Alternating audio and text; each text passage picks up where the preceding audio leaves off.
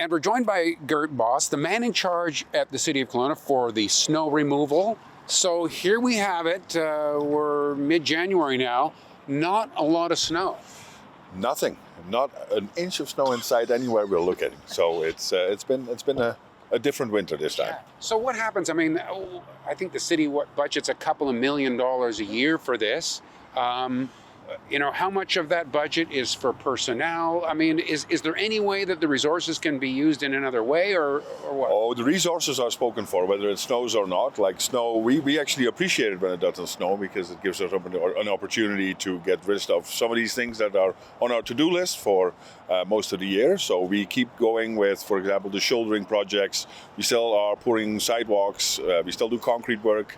We still do thermoplastic markings. Even in these temperatures, we can nowadays. So there's lots of work to go around. The difficulty you might get into is if it stays like such an easy year, then you got to remind City Council next year that not every year is like that.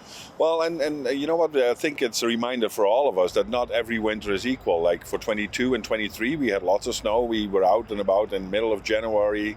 Right now, around this time, carting out like thousands of cubic meters of snow out of the downtown core. And yet here we're standing when it's +3 and it's nice and sunny, right? So. And I guess it's too early though to call it an easy year, right? You could still get some. At what point of the year do you really think it's over?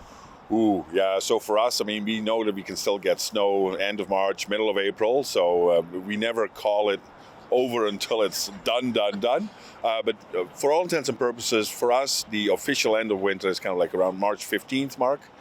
So we still have a good 8, 9, 10 weeks ago before we can call it. And you can see in the forecast temperatures are coming down. There is some moisture around next week. So who knows? We might be talking a different show next week. Yeah. This was the year you guys had sort of gone over your processes and kind of rejigged it. This was the year you were going to try to do better, but you didn't get much of a chance to put your new systems to the test. Yeah, you're right. We did not get an opportunity in a big event, but you know what? From a training perspective and getting people ready, having some of the lighter events that we saw in late December is actually a good training opportunity because yet there is a little bit of accumulation and people get to push snow around a little bit and it gives them an idea for what it truly looks like when we hit the bigger events. So it's actually quite beneficial to start with a couple of small ones before the big one hits. And you haven't had much of a chance to exercise your great skill in handling complaint emails. We have to date, I think, received exactly 0 complaints regarding snow. All right. Thanks for your time today. Thank you. Hope it stays the same. Let's hope so. And thanks for watching Kelowna Now. We don't just report the news. We live here too. We're your neighbors, bringing you stories that matter to all of us. No government funding, no outside influence.